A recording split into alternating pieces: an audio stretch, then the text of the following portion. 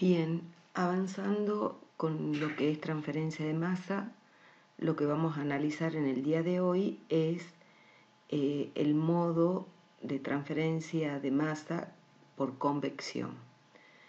Esto es, como ya van a ver, muy parecido a lo que vimos conceptualmente, digamos, a lo que vimos en transferencia de calor por convección.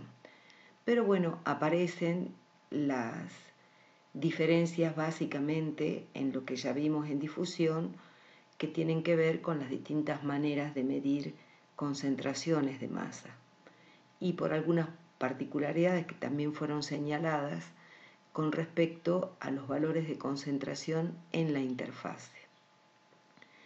Bueno, como siempre, el modo convectivo se refiere a la transferencia desde una interfase hacia el seno de la fase de un fluido que está en movimiento. La transferencia ocurre debido a los movimientos moleculares, digamos, a la tendencia natural que tiene, que existe de igualar las concentraciones, lo cual promueve el movimiento de las moléculas desde la zona de mayor concentración hacia las zonas de menor concentración, como ocurre en difusión, pero superpuesto a eso está la transferencia de la sustancia de la zona de mayor concentración debido al movimiento global o macroscópico del fluido, ¿sí? Estos dos procesos ocurren de manera simultánea. El hecho de que el fluido esté en movimiento acelera muchísimo el proceso de transferencia de masa. Eso se puede visualizar si uno analiza lo que pasa, por ejemplo, si yo tengo una solución, o sea, le agrego un compuesto a un fluido, de manera que inicialmente voy a tener una zona de gran concentración. Si eso yo dejo que evolucione de manera natural, o sea, sin agitación, y donde el proceso espontáneo que ocurre tendiendo a uniformizar la concentración ocurre exclusivamente por difusión, este proceso puede llegar a tardar años, dependiendo del tipo de compuesto, hasta que se logre una concentración uniforme, o sea que la distribución de la sustancia sea uniforme en toda la solución.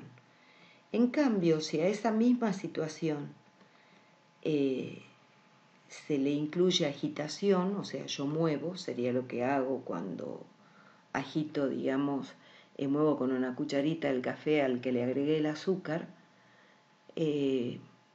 la uniformidad en la concentración se logra en pocos segundos. Justamente esto indica muy claramente las diferencias en cuanto a la velocidad de transferencia con la que ocurre uno y otro proceso. Obviamente no siempre se puede elegir que el proceso sea difusivo o que el proceso sea por convección. A veces simplemente puede ocurrir únicamente a través de un proceso difusivo y no siempre el proceso difusivo es tan lento como lo estamos indicando acá. Esto es un extremo, digamos, simplemente para mostrar la gran diferencia que hay en lo que es la transferencia de masa. Acá yo les quería mostrar a título informativo y como para que ustedes tomen en peso, digamos, la importancia que tiene la transferencia de masa a nivel industrial, se muestran en el cuadro operaciones básicas de transferencia de masa que están clasificadas de acuerdo a las fases que intervienen. Pero ustedes fíjense la multiplicidad de procesos en los que ocurre transferencia de masa y que en muchas industrias son fundamentales o son muy comunes, digamos.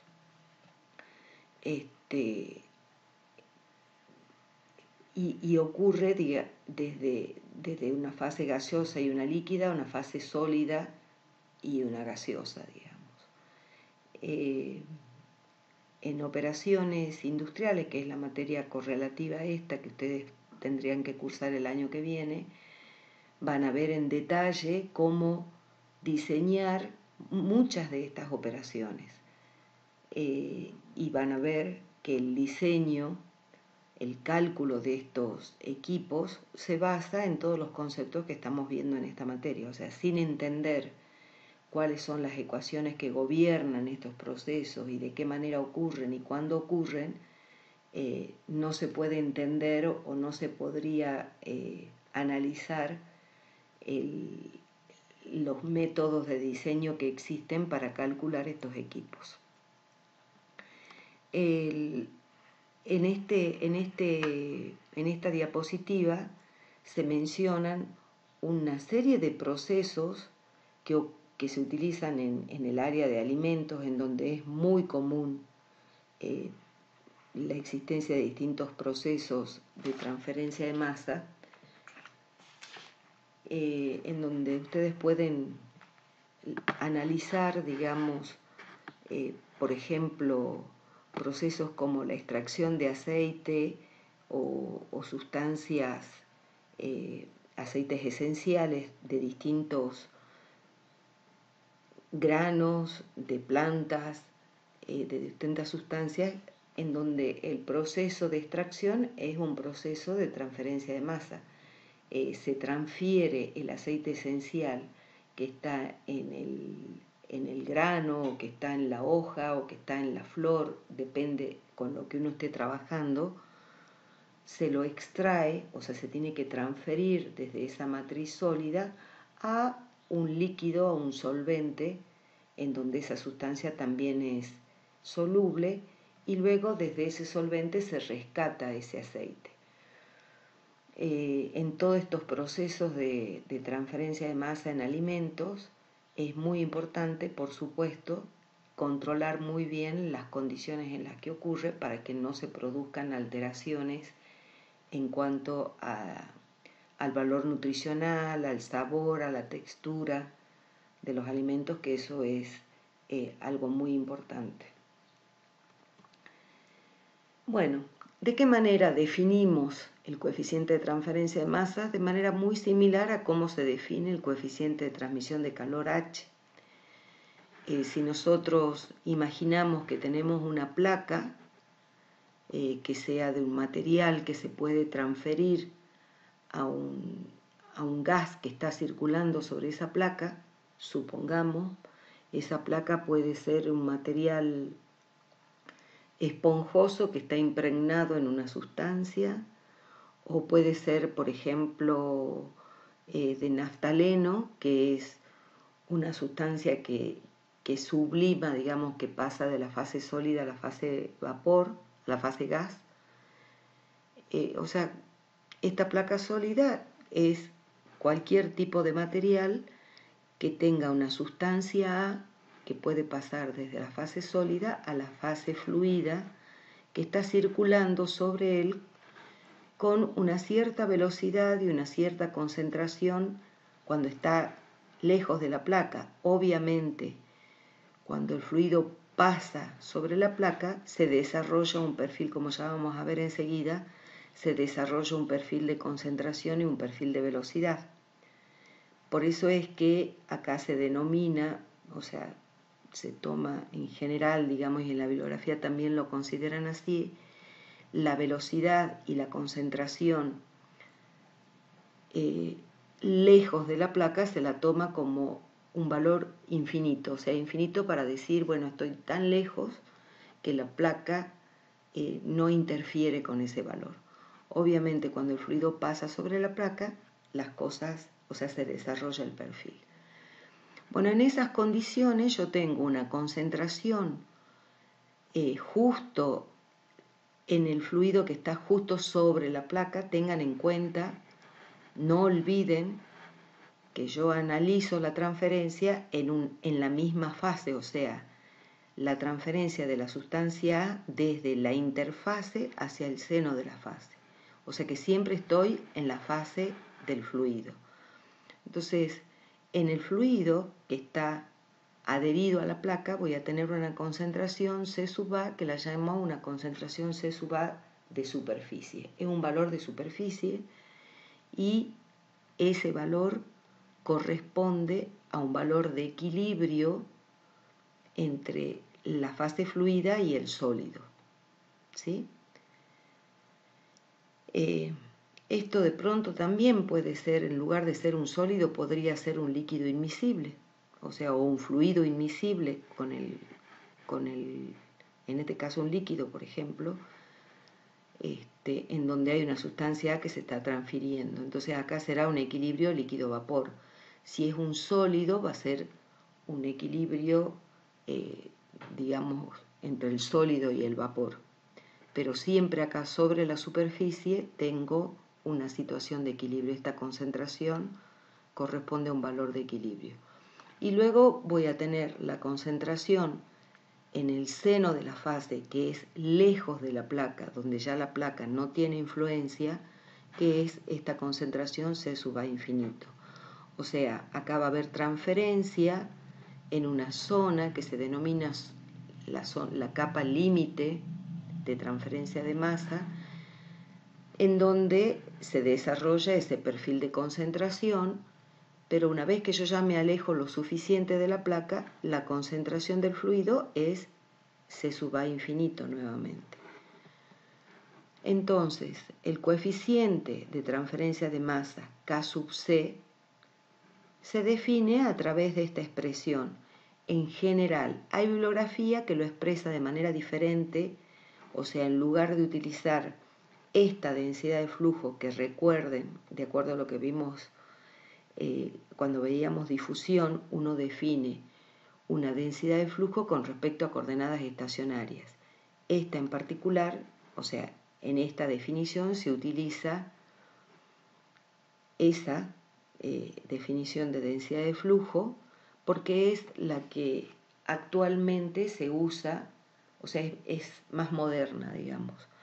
Pero en algunos textos, digamos, más viejos, pueden utilizar para la definición, en lugar de utilizar esa densidad, la expresan en función de los J, digamos, de los flujos difusivos. Pero recuerden que existe una relación entre los N, que digamos son las densidades de flujo con respecto a coordenadas estacionarias, y los J, que son las densidades de flujo con respecto a coordenadas que se mueven con la velocidad media del fluido. Esos están vinculados. Pero la manera usual de utilizar la expresión para calcular la transferencia de masa por convección actualmente es utilizando el N. Entonces, en base a esto, o sea, yo se los aclaro porque si ustedes leen algún texto le puede aparecer en función de J, o sea, no quiere decir que una cosa u otra esté mal, ¿sí?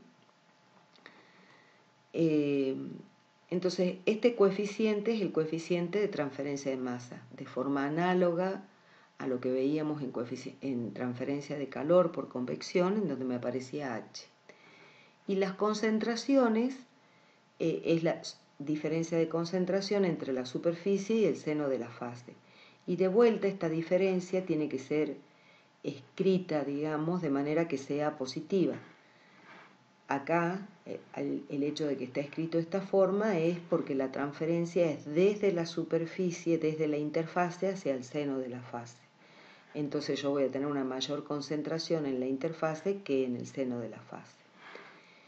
Y acá también de vuelta aparece el coeficiente local o el coeficiente global. O sea, yo puedo definir un coeficiente que es válido para una determinada posición X o un coeficiente que es válido para toda la placa.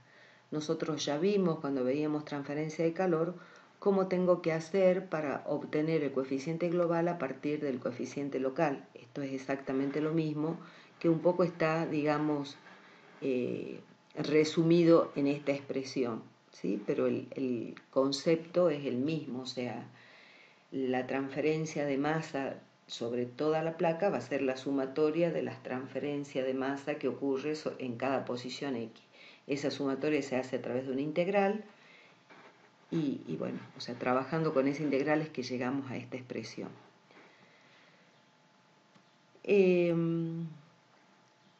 Acá surge, digamos, las mismas cuestiones que consideramos cuando veíamos difusión, en el sentido de que como la concentración se puede medir de diferentes maneras, si es un gas yo la puedo medir en fracción molar, concentración molar, presiones parciales, de manera que obviamente el coeficiente de transmisión de calor va a cambiar, o sea, va a ser distinto, va a tener que tener otras unidades.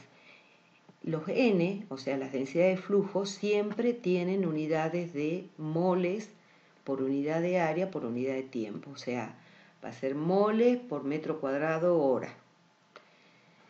Entonces, las unidades que va a tener el coeficiente de transmisión de masa va a depender de las unidades que tenga las concentraciones de masa que yo utilizo, ¿sí?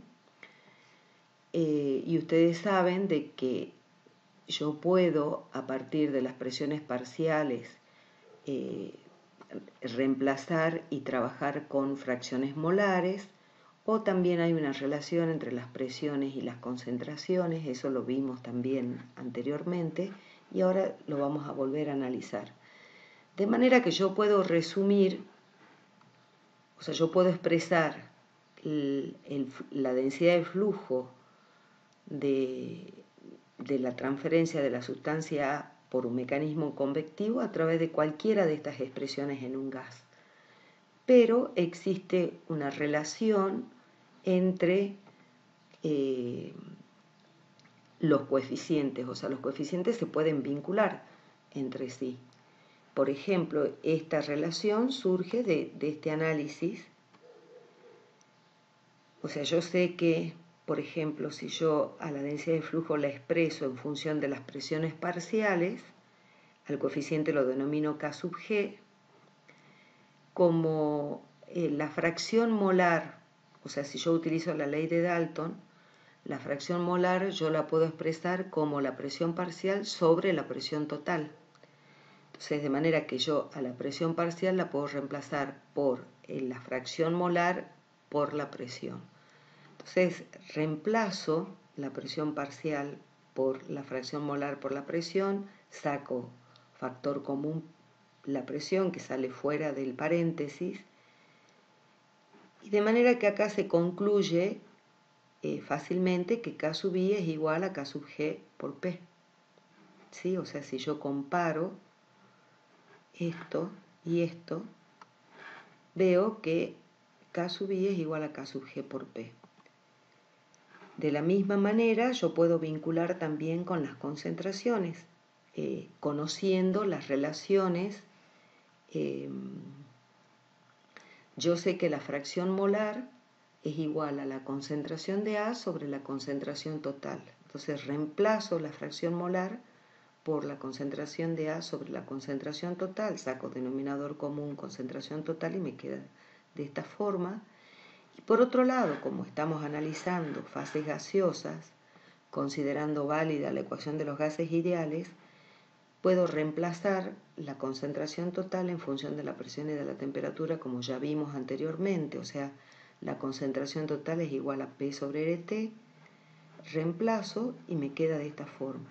Entonces, ahora yo puedo vincular el K sub C, o sea, el coeficiente cuando yo utilizo concentraciones molares para medir la concentración, con el K sub I, que es el coeficiente que se utiliza cuando utilizo fracciones molares para medir la concentración. Bueno, de acá se resume esto. Cuando trabajamos en líquido sucede lo mismo, digamos, o sea, yo puedo expresar la concentración molar como la fracción molar por la concentración total. Entonces, reemplazando, llegamos a esta relación entre los coeficientes para la fase líquida cuando utilizo concentraciones molares y cuando utilizo fracciones molares.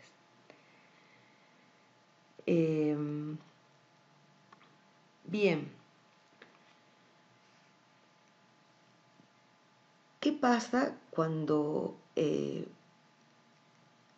cómo ocurre la convección forzada?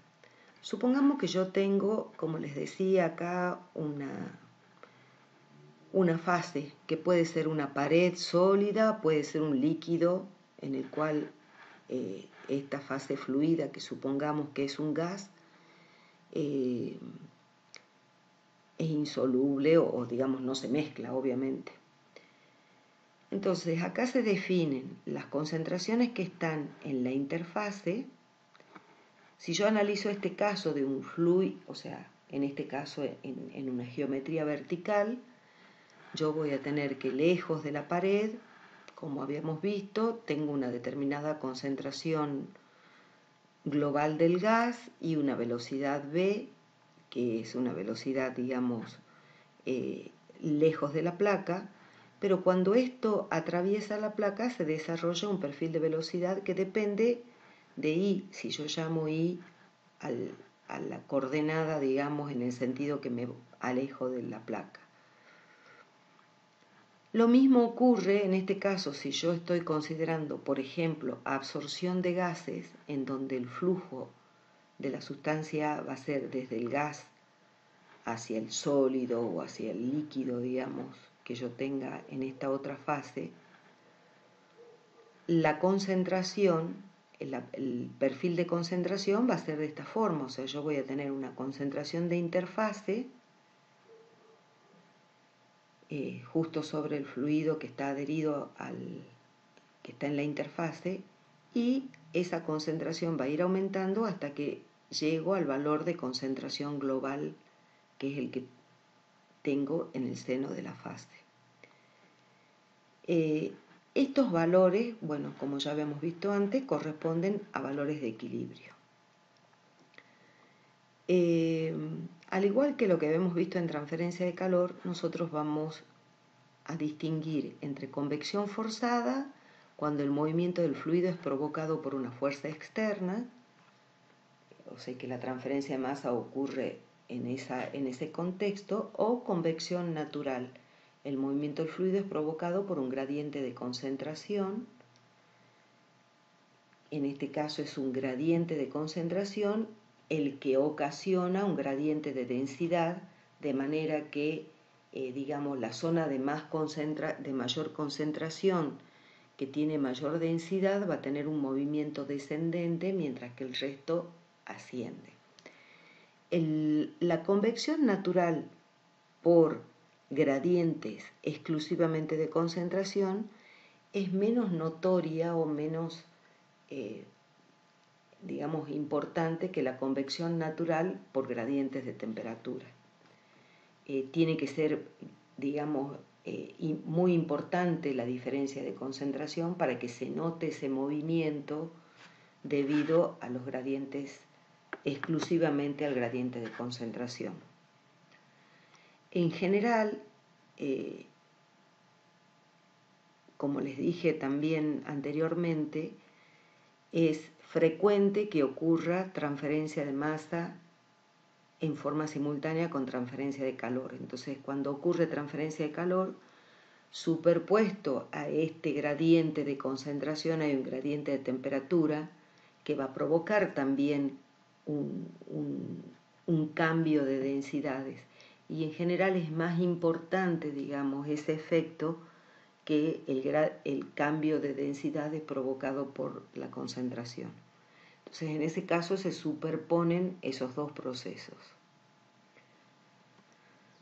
Bueno, el coeficiente de transferencia de masa depende, como vimos también para transferencia para H, depende de las propiedades físicas, de la densidad, de la viscosidad, de la capacidad calorífica, depende de la geometría, depende de las condiciones de flujo, o sea, que como siempre que aparecen tantas variables involucradas, se recurre al análisis dimensional, o sea, uno trata de encontrar los números adimensionales que combinan diferentes variables y para poder expresar el coeficiente K en función de esos números adimensionales que son menos que ponerlo en función de todas las variables. Los números adimensionales característicos para masa son el Nusselt de masa, o que también se llama Sherwood, y que para distinguirlo del Nusselt de calor se le pone el subíndice AB, o en algunos textos usan un subíndice M para indicar que se refiere al Nusselt de masa, es igual al coeficiente de transferencia de masa por la longitud característica, que eso depende del tipo de geometría. Si estamos en un tubo, esa longitud característica será el diámetro. Si es flujo sobre una placa, será la longitud de la placa. Y sobre la difusividad, ¿sí? Esto es una medida, que ya lo vamos a ver ahora enseguida, es una medida de la transferencia de masa convectiva que tiene lugar en la interfase, justo en la interfase.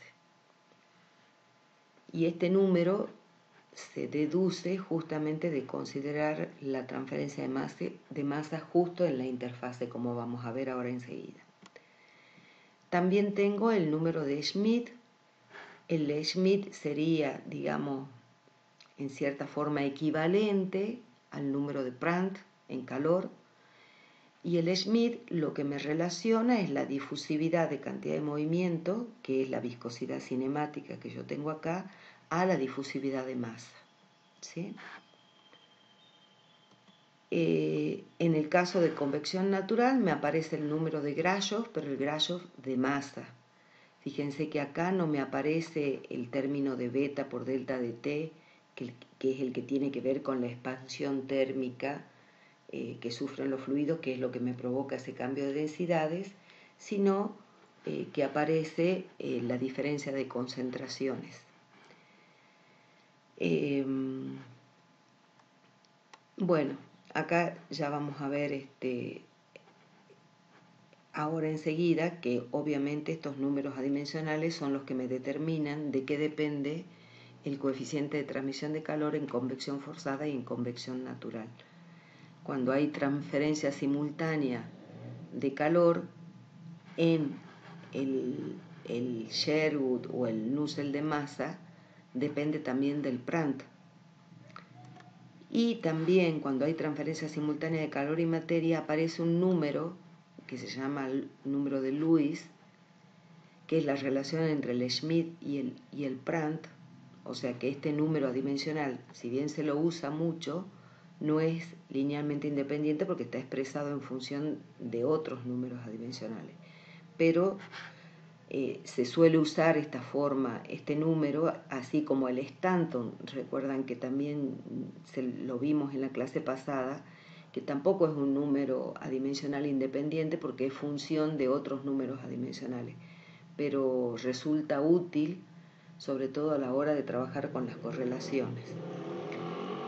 Bueno, haciendo a partir del análisis dimensional, se concluye que en convección forzada, el Sherwood o el Nusselt de masa, que es de donde voy a obtener el coeficiente de transferencia de masa, depende del Reynolds y del Schmidt. Y en convección natural, depende del Grashof de masa y del Schmidt. Y que, como menciona acá, si también simultáneamente hay transferencia de calor, aparecerá el Prandtl también acá. Bueno, lo que yo les decía recién, justo en la interfaz, estos son los gradientes de concentración que se pueden llegar a desarrollar cuando tengo flujo sobre una placa, y esto es lo que me delimita lo que yo les mencionaba, la capa límite de concentración, que es la zona en donde se produce el gradiente. Fuera de eso, la concentración ya es constante e igual a la concentración C sub A infinito. Justo sobre la interfase, tengan en cuenta que yo tengo que el fluido tiene la velocidad del sólido o de la otra fase. Supongamos pero está adherido. Entonces, la transferencia de masa a través de esa capa de fluido adherida a la superficie ocurre únicamente por difusión, porque no se está moviendo con respecto a la superficie. Disculpen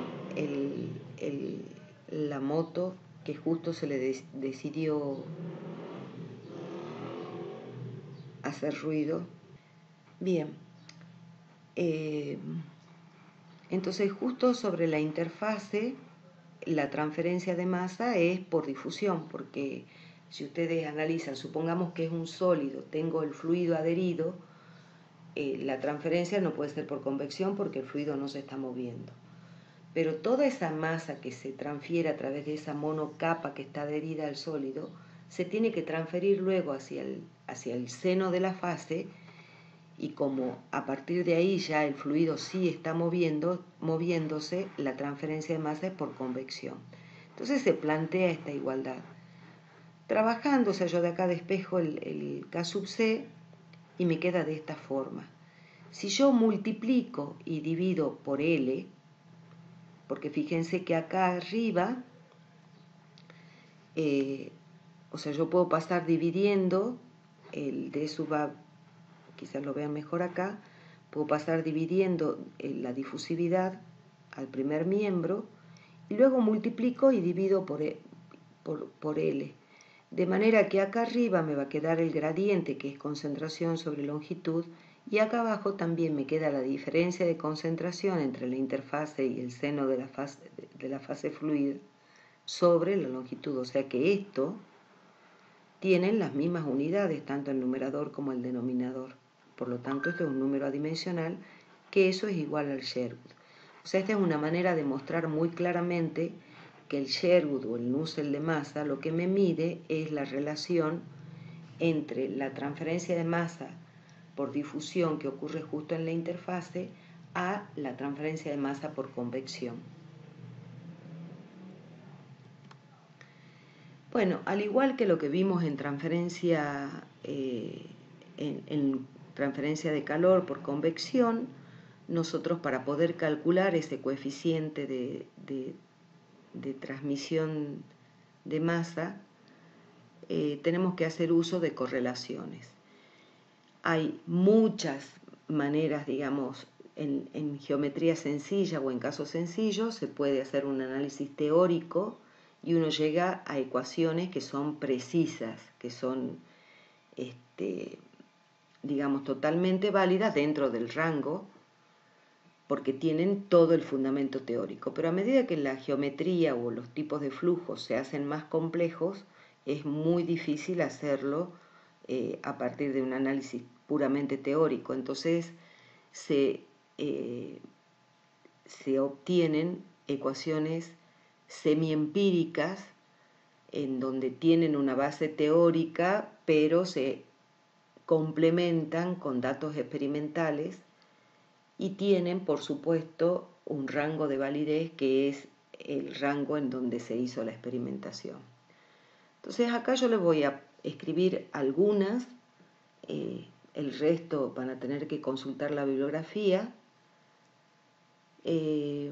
y en el caso, por ejemplo, de flujos sobre láminas planas o platos planos, digamos que es un caso de geometría sencilla, que se puede hacer un análisis exacto de las ecuaciones válidas en la zona de capa límite, se obtienen estas expresiones que son muy similares a las que se plantean para calor, solamente que cambia, en lugar del Schmidt en calor tengo el Prandtl, y este es el Nusselt local, este es el Nusselt para toda la placa. Nosotros ya vimos cómo pasar de una expresión a la otra. Esta es la expresión que corresponde a la capa límite, al análisis aproximado. Esta expresión para esta misma geometría se puede utilizar cuando el flujo es turbulento, que sobre placas planas se considera que es turbulento cuando el Reynolds es superior a 3 por 10 a la quinta. Acá yo les doy el Nusselt local, ustedes calculen cuál sería el Nusselt global, digamos, para toda la placa.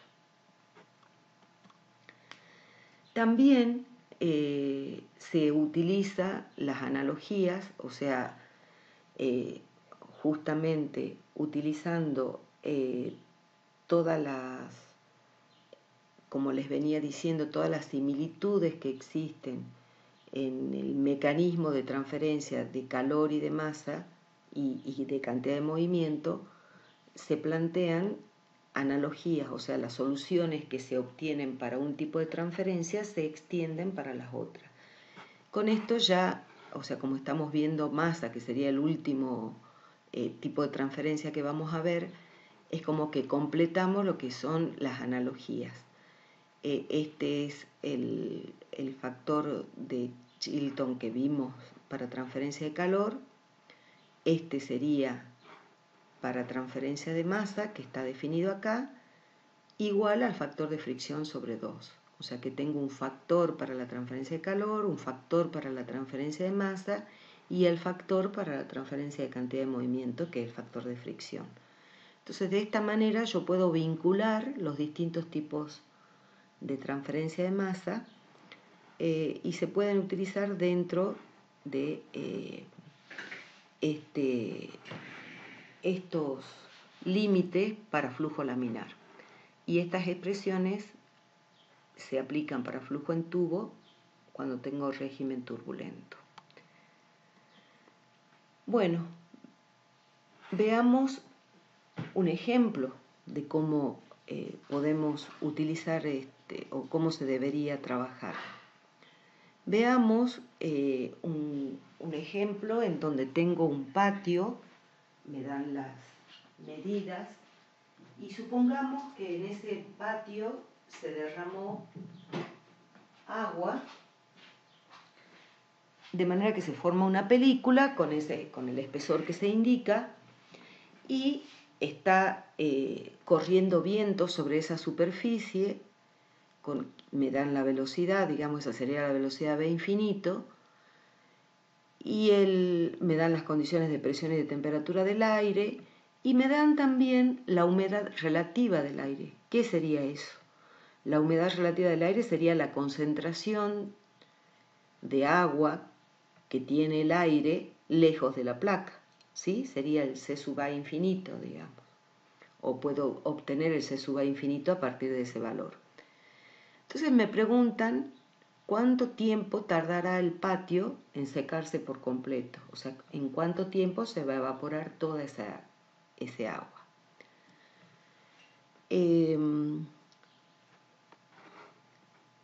Yo puedo tomar, y esto es general, o sea, ustedes lo pueden utilizar para los casos de, como es tan frecuente, digamos, la difusividad de agua en aire, estos autores desarrollaron una expresión en función de la temperatura y la presión que se puede utilizar para calcular la difusividad dentro de este rango y utilizando la temperatura en Kelvin y la presión en atmósferas. Me da la difusividad en unidades de metros cuadrados por segundo. Bueno, acá tengo los datos, algunos de ellos son los que están explicitados en el enunciado y otros los saco de tablas, como por ejemplo la viscosidad cinemática del aire, la densidad del aire. Todo eso yo lo saco a la presión y a la temperatura, o a la temperatura. También la presión de saturación, o sea, la presión de saturación a la temperatura a la que está el aire, porque esto es lo que me va a permitir, este sería el valor que corresponde a la interfase, digamos. También voy a necesitar, como vamos a ver, la densidad del agua a esa temperatura. La difusividad la calculo, bueno, reemplazando en esta expresión los datos. Tengo los datos de temperatura y de presión, así que lo puedo sacar directamente.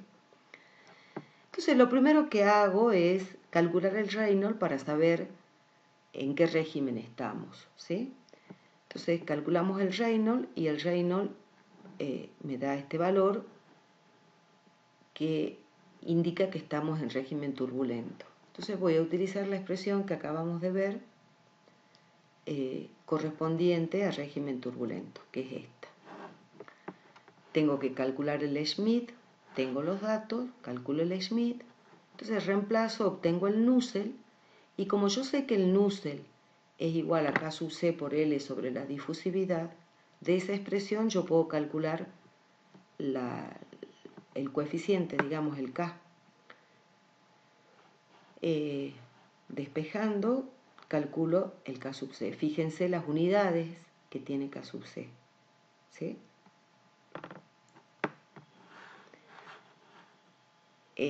Y presten atención que K sub C, o sea, que en el Nusselt tiene que ser adimensional, o sea que el coeficiente que va en el Nusselt siempre tiene estas unidades, porque la difusividad siempre tiene unidades de metros cuadrados, o sea, de longitud al cuadrado sobre tiempo.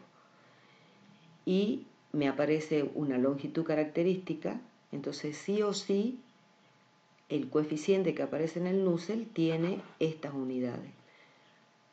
Esas unidades corresponden a la expresión de flujo cuando utilizo las concentraciones molares. Si ustedes hacen el análisis dimensional de esta expresión, si K sub C tiene unidades de metros sobre segundo y la concentración es moles por metro cúbico, entonces el producto me va a dar moles sobre metros cuadrados segundos, que tiene que ser las unidades de Na. Pero yo los datos los tengo en presiones parciales, entonces hago la conversión para trabajar con presiones parciales, que es lo que más me conviene, digamos. Entonces, bueno, reemplazo la concentración en función de las presiones. Entonces, como habíamos visto, ustedes deben recordar de que la humedad relativa es igual a la presión parcial sobre la presión de saturación por 100, digamos. Acá me dan humedad relativa en porcentaje. Entonces yo puedo sacar la presión parcial utilizando ese valor de la humedad relativa, bueno, lo tengo que dividir en 100 para que sea un tanto por uno, digamos, y me da este valor que es igual a esto expresado en atmósferas. Acá yo tengo también el valor de la presión de saturación expresado en atmósfera. Bueno, utilizo el valor de la constante de los gases en estas unidades, la temperatura que me dicen que es 15 grados en Kelvin, eso es 288, reemplazando todos estos valores obtengo el valor de Na. El producto de Na por A, digamos, o sea, si yo multiplico por el área, me queda esto en mol por segundo. ¿Yo qué tengo que averiguar? El tiempo que tarda en evaporarse. Entonces, para eso, o sea, ya con esto, yo ya calculé cuántos moles por segundo se van a evaporar. Entonces, para saber el tiempo, tengo que saber cuántos moles en total tengo derramados en el patio. Entonces, la masa de agua la calculo con el valor de densidad y luego, dividiéndolo en el peso molecular del agua, que es igual a 18, obtengo los moles.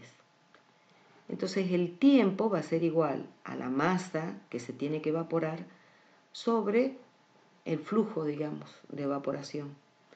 Y de acá obtengo el valor del tiempo, o sea, en estas condiciones, digamos, de velocidad y esa cantidad de agua se van a evaporar en 12.36 minutos.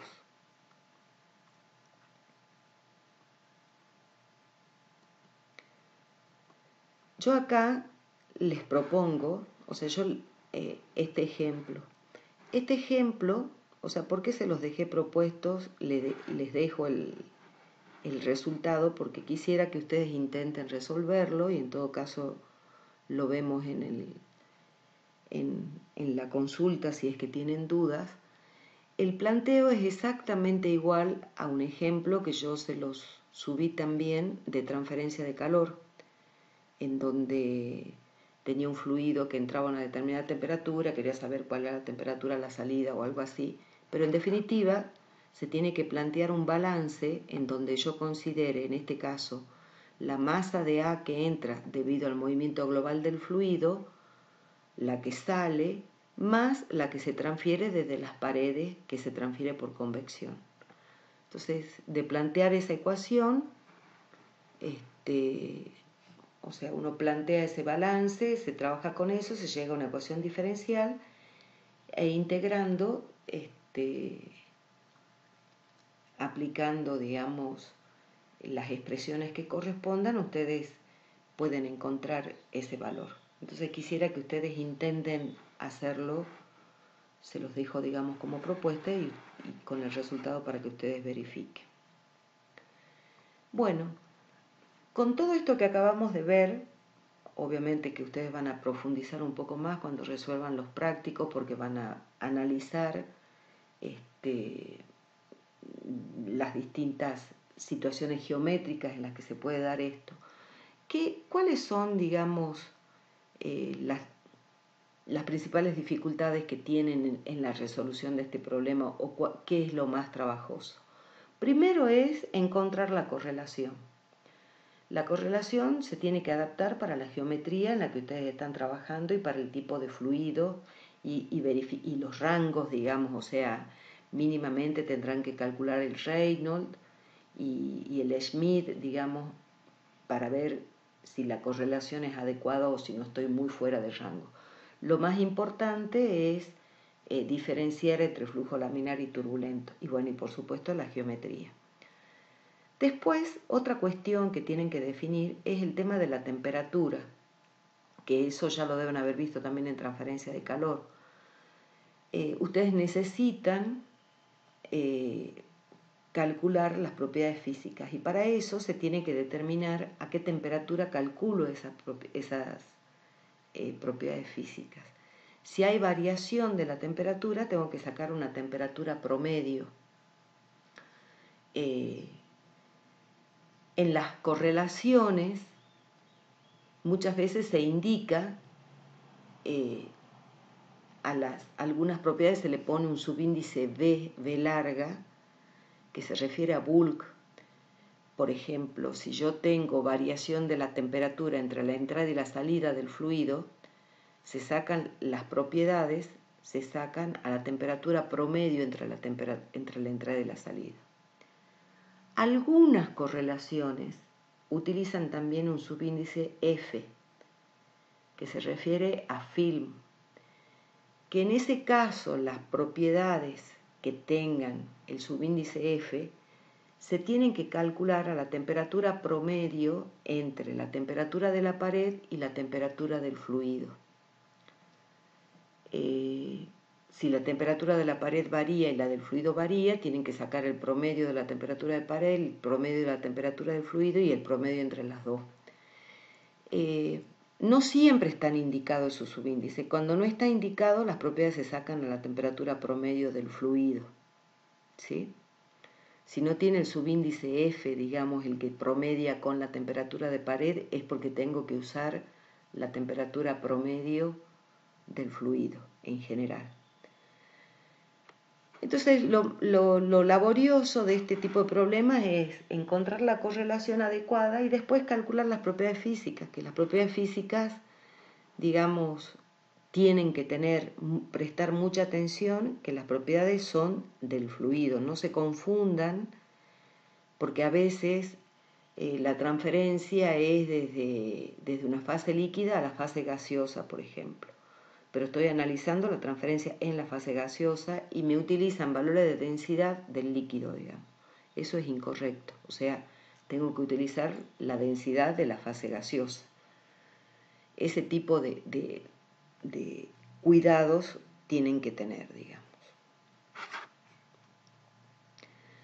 Bueno, con esto, como les decía, podemos, o sea, tendrían el conocimiento para poder calcular la transferencia de masa desde la interfase hacia el seno de la fase.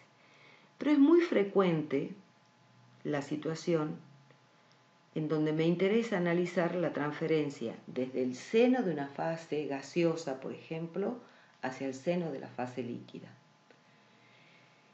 Cuando yo trabajo en una fase, necesariamente tengo que conocer la concentración de interfase. Y a veces conocer la concentración de interfase no es sencillo porque, como les decía, la concentración de interfase surge de una expresión de equilibrio. En algunos casos yo puedo utilizar, o sea, hay casos en donde de bibliografía puedo conocer la relación de equilibrio, pero en otras situaciones no, o sea, no se dispone datos o se disponen datos, por ejemplo, experimentales, que por ahí se publican en forma de tabla, entonces hay que hacer una regresión para ver cuál es la expresión que los relaciona a esos datos. O sea, los datos de equilibrio no siempre son fáciles de conseguir. Entonces, cuando se presenta esta situación en donde yo tengo transferencia entre dos fases,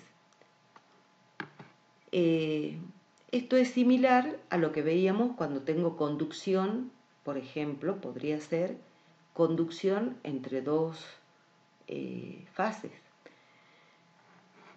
Con la dificultad o, digamos, la diferencia de que en la interfase, como ya lo dijimos antes, yo tengo valores de la concentración que corresponden a una fase y a otra fase. O sea, acá justo en la interfase no puedo hablar de una única concentración. Yo tengo una concentración de la sustancia A del lado del gas y otra concentración de la sustancia A del lado del líquido. Obviamente estas dos concentraciones están vinculadas entre sí, no son independientes una de la otra. Para un valor de P sub I le corresponde un valor de C sub I. Esa relación entre estos dos valores es una relación de equilibrio, que es lo que les digo que no siempre la tengo disponible.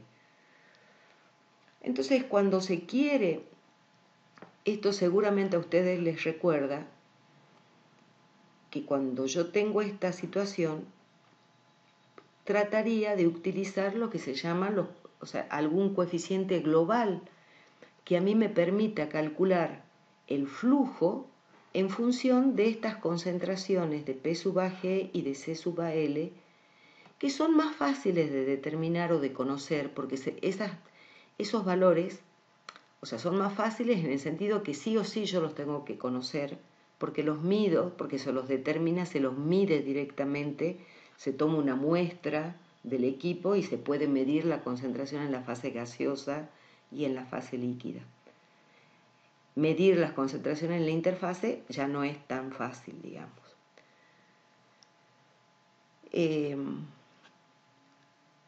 Entonces, esta situación se estudió, o sea, ampliamente y para analizarla se utiliza lo que se conoce como la teoría de las dos resistencias, que se estableció en los años 20, pero que bueno, se sigue aplicando obviamente. Acá la transferencia ocurre en tres etapas, o sea, yo la puedo considerar que este proceso ocurre en tres etapas. Yo tengo una transferencia desde el seno de la fase gaseosa hasta la interfase, transferencia a través de la interfase y finalmente transferencia desde la interfase hacia el seno de la otra fase. O sea, son tres etapas. Pero la transferencia, la teoría de las dos resistencias considera que la transferencia a través de la interfase no tiene resistencia, o sea que la interfase no opone resistencia al flujo. Todo lo que llegue a la interfase va a atravesar la interfase. Eso no siempre ocurre, o sea, pueden haber situaciones en donde esto no se cumple porque, por ejemplo, se pueden acumular sustancias tensioactivas en la interfase o espuma. Es común, digamos, que se pueda acumular espuma y eso va a provocar una resistencia adicional a la transferencia. Además de la resistencia que tenga en cada una de las fases, va a aparecer una resistencia en la interfase. Eso puede pasar, pero nosotros vamos a hacer el análisis como se hace generalmente, salvo esos casos especiales, en general uno considera que tengo únicamente dos resistencias, ¿sí? O sea que la resistencia a través de la interfase es nula. Entonces, Teniendo eso en cuenta, se necesita conocer cuál es la relación de equilibrio, o sea, entre las concentraciones de interfase de un lado y del otro, digamos, entre el C sub I y el P sub I. Fíjense, o sea, una cosa que les quiero hacer notar. Acá, bueno, yo estoy midiendo las concentraciones en unidades diferentes en la fase gaseosa y en la fase líquida. En la fase gaseosa la concentración la mido en presiones parciales, en la fase líquida en concentraciones molares. Y obviamente tengo diferentes valores, digamos. Pero eso no significa que si yo midiera, porque yo podría medir la concentración en la fase gaseosa, por ejemplo, también en concentración molar, o medir ambas concentraciones en fracciones molares. Pero aún cuando yo mida en las mismas unidades en una fase y otra, los valores no van a ser iguales. Porque tengan en cuenta, imaginen que yo estoy midiendo la concentración de la fase gaseosa en concentraciones molares. ¿Cómo es la concentración molar? Para la fase gaseosa sería el número de moles de A que tengo sobre el volumen total de la fase gaseosa. Mientras que la concentración en la fase líquida sería el número de moles de A que tengo en la fase líquida sobre el volumen total de la fase líquida, de la solución líquida. Entonces, aunque pareciera que yo lo estoy midiendo en las mismas unidades, no son las mismas unidades, porque yo me estoy refiriendo al volumen o al volumen de la fase gaseosa y a los números de mole que tengo en la fase gaseosa, mientras que en la fase líquida son los números de mole que tengo en la fase líquida y el volumen que tengo en la fase líquida. Entonces, nunca estas concentraciones son comparables, o sea, son iguales en unidades, por más que a uno le parezca que la está expresando en las mismas unidades. Lo mismo si yo expresara ambas concentraciones en fracciones molares. Para la fase gaseosa sería el número de moles de la sustancia A sobre el número total de moles que tengo en la fase gaseosa, mientras que la fracción molar para la fase líquida sería el número de moles de la sustancia A que tengo en la fase líquida sobre el número total de moles que tengo en la fase líquida. Entonces, no son las mismas unidades, ¿sí? Eso tiene que quedar claro para lo que vamos a ver a continuación. Entonces yo necesito, bueno, no son iguales, pero no son independientes entre sí. Están vinculadas a través de la relación de equilibrio. Hay relaciones generales de equilibrio que ustedes la deben haber visto, como la ley de Raoult, la ley de Henry, o si yo tengo dos fases líquidas, digamos, está la ley de reparto, que es la que me dice cómo un soluto, un componente A, se distribuye entre dos fases líquidas. La ley de Henry, en definitiva, lo que me dice es que la relación de equilibrio es lineal, ¿sí? O la ley de Raoult, que está relacionada a la presión de saturación. Estas expresiones son generales, en algunos casos se puede aplicar y en otros casos no, y necesito sí o sí conocer datos de la relación de equilibrio. ¿En qué caso, por ejemplo, la que más vamos a usar nosotros es la ley de Henry? ¿En qué caso la ley de Henry puede ser aplicada? Que en definitiva la ley de Henry que me dice que la relación de equilibrio es lineal. Acá H, que es la constante de Henry, es una constante. O sea, que la relación entre la concentración en la fase gaseosa varía linealmente con la concentración que tengo en la fase líquida. Acá esta es una manera de expresar la ley de Henry. Yo la podría expresar a la ley de Henry midiendo, por ejemplo, la concentración de la fase gaseosa en fracciones molares, al igual que la concentración de la fase líquida, también en fracciones molares. También va a seguir siendo la ley de Henry. La constante de Henry va a tener que tener las unidades que correspondan de acuerdo a las unidades, a la forma de medir la concentración que utilice en cada expresión.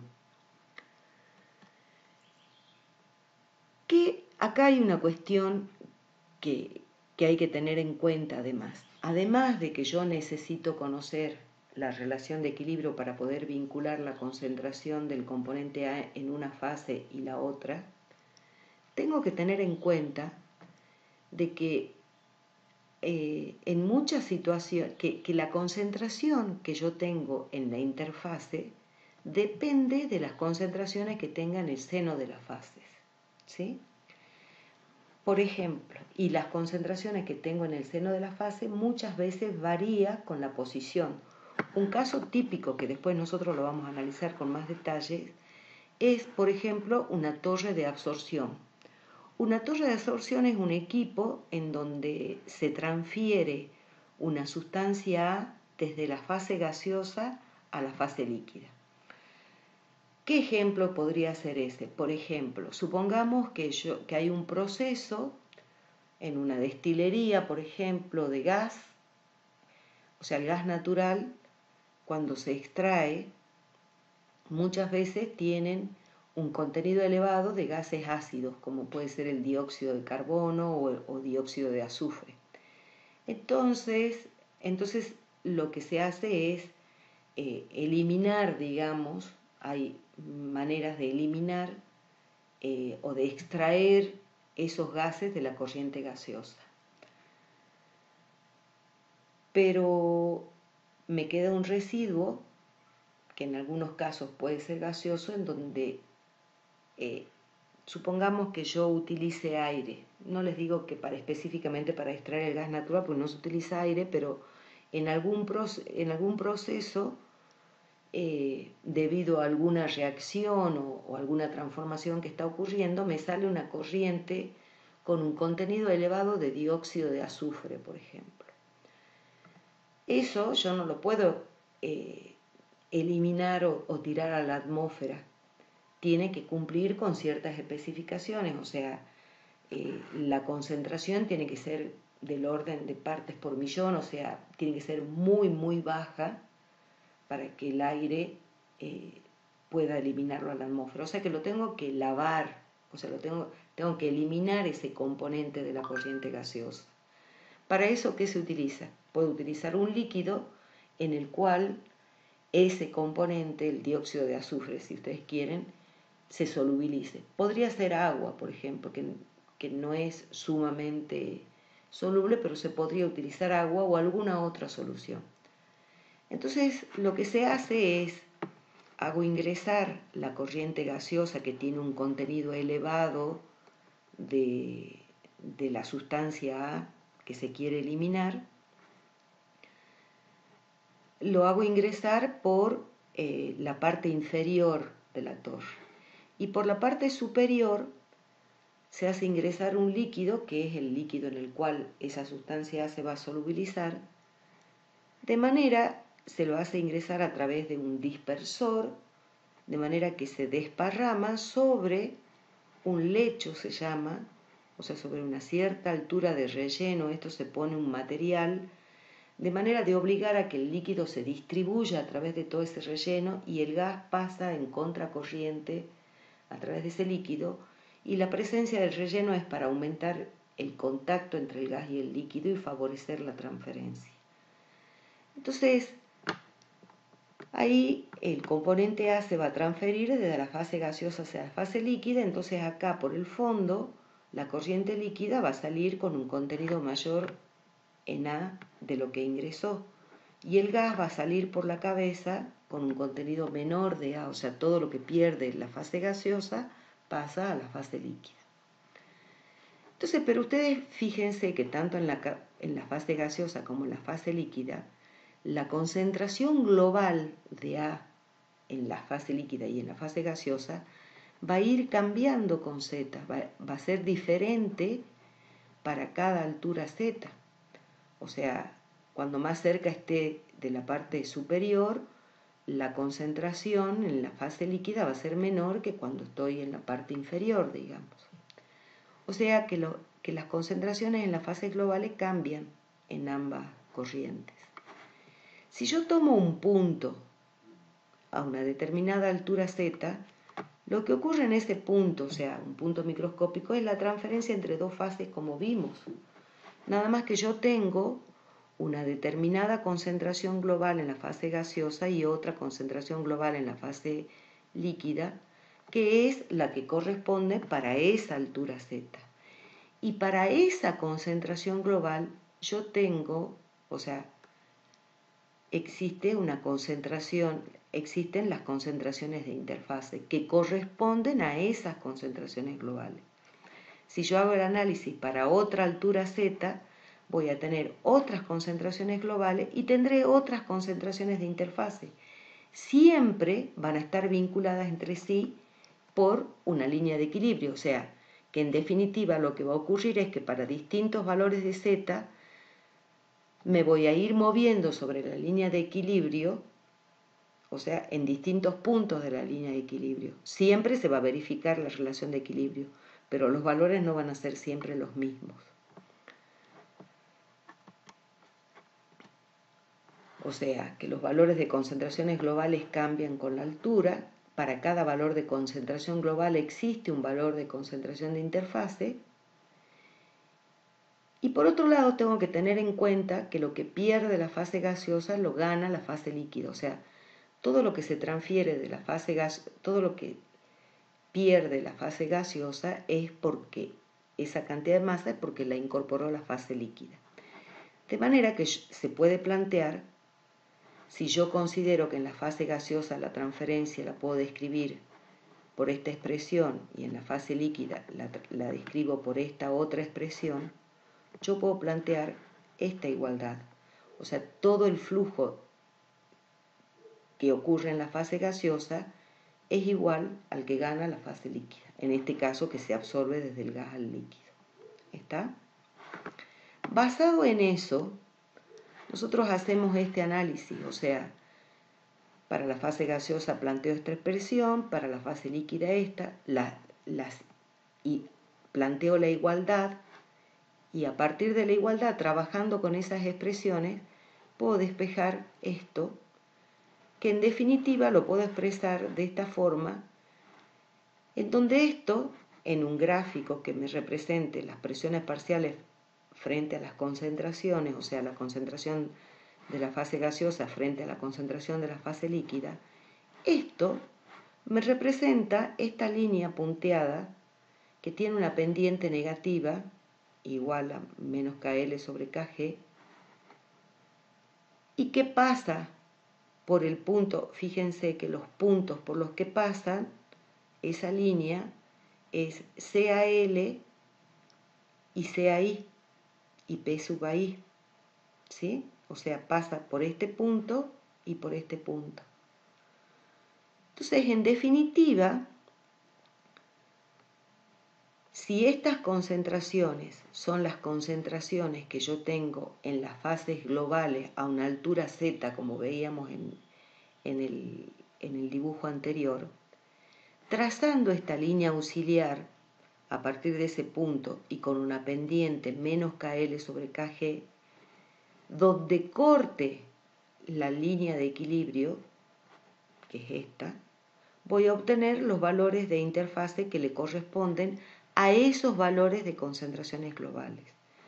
O sea que yo, a través de esto, de esta expresión, es que yo puedo vincular las concentraciones globales de cada una de las fases con las concentraciones de interfase, ¿sí? Para otro valor, supongamos que yo estoy en otro punto y el valor de las concentraciones globales ahora está acá. Bueno, trazo la línea, que puede tener la misma pendiente si es que los coeficientes no cambian, y donde corte a la línea de equilibrio obtengo los valores de interfase que le corresponden a esa nueva concentración, a ese par de concentraciones globales. ¿Sí? Bueno, entonces, teniendo presente todos estos conceptos que acabo de presentar, estamos en condiciones de definir los coeficientes globales de transferencia. Los coeficientes globales de transferencia yo los puedo definir, o sea, se definen de esta manera y son, o sea, pueden ser, hay dos maneras de definirlo porque yo los puedo definir con respecto a la fase líquida o con respecto a la fase gaseosa, ¿sí? O sea, voy a tener un coeficiente, fíjense que acá el coeficiente global ya lo denomino con una K mayúscula, mientras que los individuales utilizo la K minúscula. Este coeficiente global está referido a la fase líquida, ¿sí? O sea que tiene unidades acordes a las fases líquidas.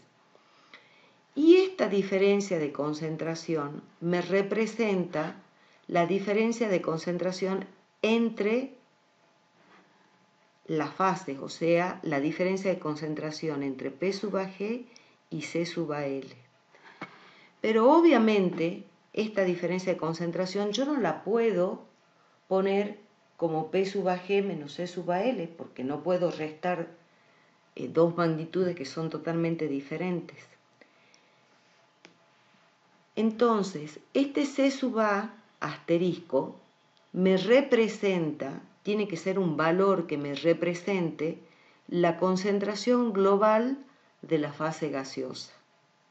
¿Sí? La concentración global de la fase gaseosa. Y esta es la concentración global de la fase líquida. Pero tienen que estar medidas en las mismas unidades que está medida la concentración de la fase líquida. O sea, que me tiene que representar concentración de fase líquida. De la misma manera, cuando yo defino el coeficiente de transferencia referido a la fase gaseosa, acá esta diferencia de concentración me tiene que representar la diferencia de concentración entre las concentraciones globales de ambas fases. Entonces me aparece este P sub A asterisco que me representa la concentración global de la fase líquida, pero medido en unidades de concentración de fase gaseosa, para que yo los pueda restar, ¿sí?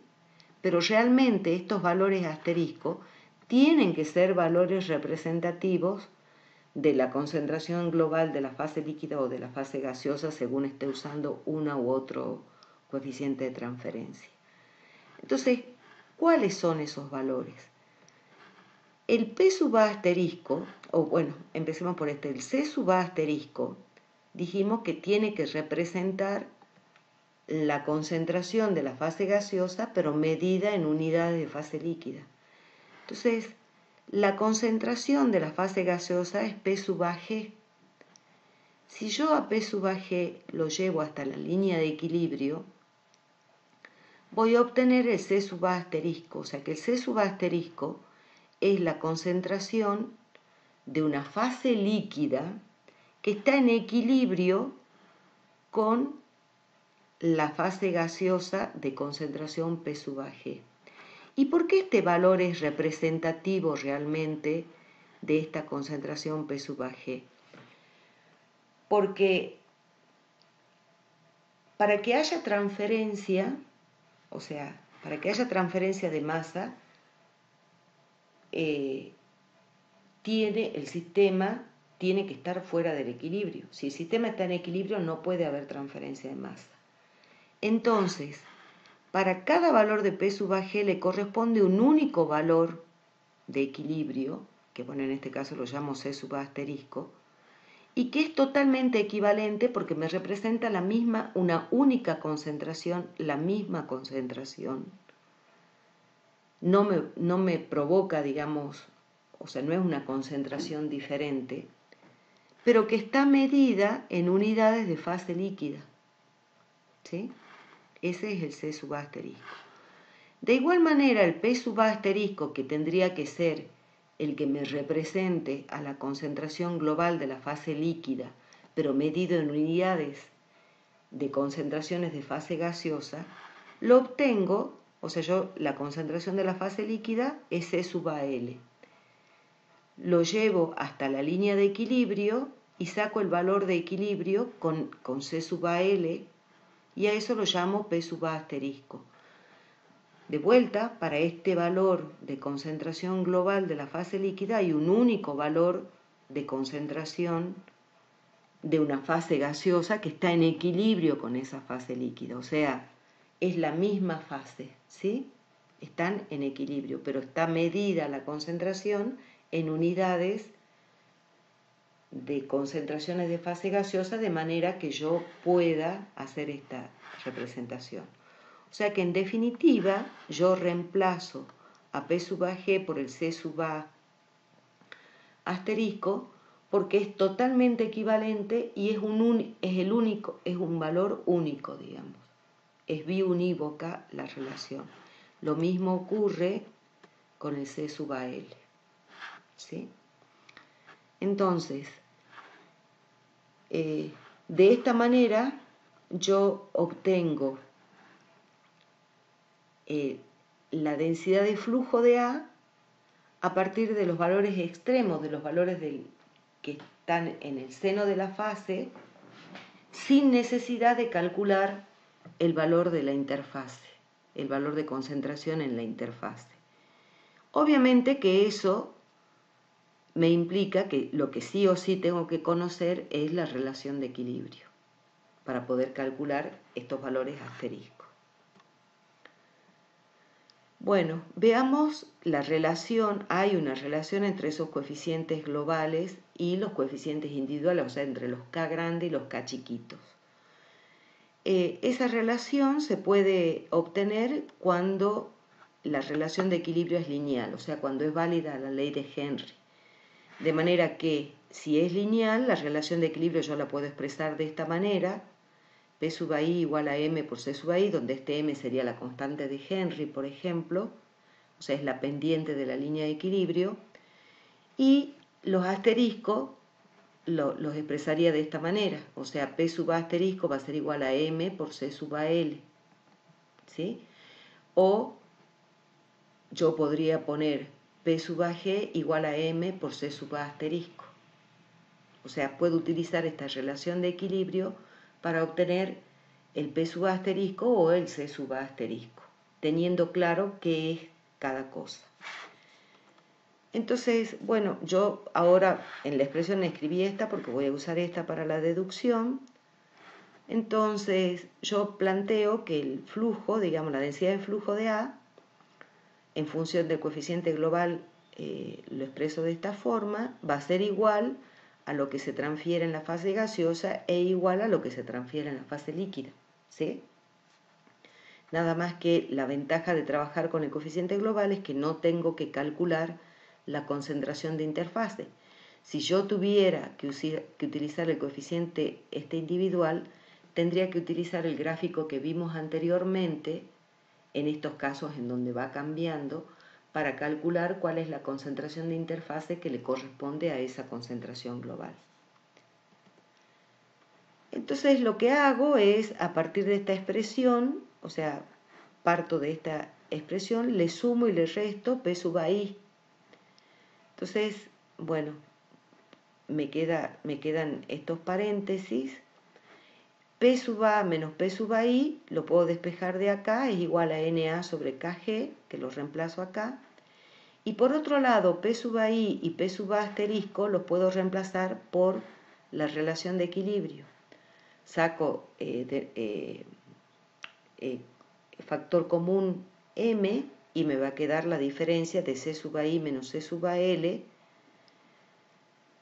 que de vuelta es igual a NA sobre K sub C. ¿Sí? O el K sub, acá le puse K sub L, el coeficiente de la fase líquida. ¿Está? Entonces acá el NA, o sea, simplifico los NA de esta igualdad y llegamos a esta expresión que me vincula el coeficiente global con los coeficientes individuales y donde me aparece la pendiente de la línea de equilibrio. ¿Sí? Haciendo exactamente de la misma manera, nada más que partiendo del coeficiente global definido para la fase líquida, llegamos a esta otra relación que me vincula, digamos, el coeficiente global de la fase líquida con los coeficientes individuales. Esto, de vuelta, recordemos, o sea, fíjense, esto me queda la inversa del coeficiente de transferencia. Eso yo lo puedo asociar, la inversa de una conducción sería una resistencia. O sea, este 1 sobre Kg lo puedo asociar a la resistencia global. Estamos diciendo que esto es válido, que esta teoría es la teoría de las dos resistencias. O sea que yo considero que tengo una resistencia en la fase gaseosa y una resistencia en la fase líquida. Entonces, esta inversa del coeficiente de transferencia va a ser la resistencia global. Y esto, o sea, el primer término del segundo miembro me va a representar entonces la resistencia de la fase gaseosa y esta la resistencia de la fase líquida. O sea que esta resistencia total es igual a la resistencia de la fase gaseosa más la resistencia de la fase líquida, que eso es lo que plantea la teoría de las dos resistencias. No incluyo una resistencia de transferencia por la interfase. El mismo análisis lo hacemos acá, o sea, esta es la resistencia total, nada más que está expresada en términos del coeficiente definido para la fase líquida, igual a la resistencia para la fase gaseosa más la resistencia para la fase líquida. ¿Qué pasa? Hagamos el siguiente análisis. ¿Qué pasa cuando el valor de m, o sea, la pendiente, es muy chiquita, como en este caso? ¿Sí? Cuando m es muy pequeño, lo que ocurre, o sea, voy a tener líneas de equilibrio como estas que están indicadas acá, como esta línea color ocre, donde el m es chico. Y fíjense que lo que está representando es que para pequeñas presiones parciales de A tengo valores altos de concentración, en definitiva. ¿Sí? Eso se da cuando los gases son muy solubles, o sea, cuando yo tengo un gas que es muy soluble, tengo una gran concentración de A en la fase líquida, soluble en la fase líquida me refiero. En cambio, si el gas es poco soluble, yo tengo que tener grandes concentraciones de A en la fase gaseosa para tener valores pequeños de concentración en la fase líquida. Eso también analícenlo con respecto a esta ecuación. O sea, si son grandes estos valores y pequeños estos, M tiene que ser grande. ¿Está? Esto ocurre cuando tengo gases poco solubles. Entonces, si yo considero que el proceso ocurre como un proceso de transferencia en serie, digamos, o sea, que existen dos resistencias, que tengo una transferencia primero en la fase gaseosa y después otra resistencia, o sea, una resistencia en la fase gaseosa y otra resistencia en la fase líquida,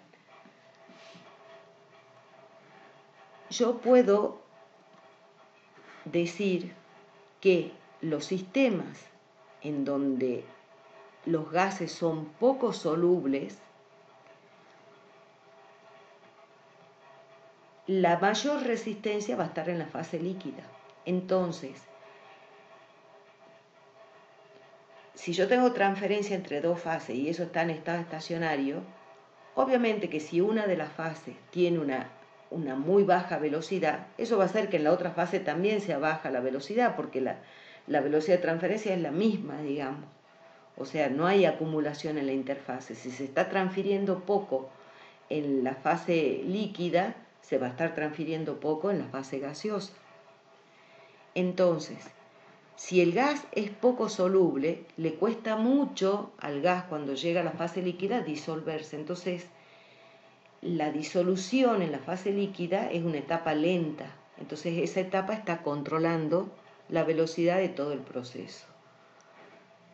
Si ocurre lo contrario, es decir, el gas es muy soluble, significa de que el gas llega a la fase líquida e inmediatamente se absorbe.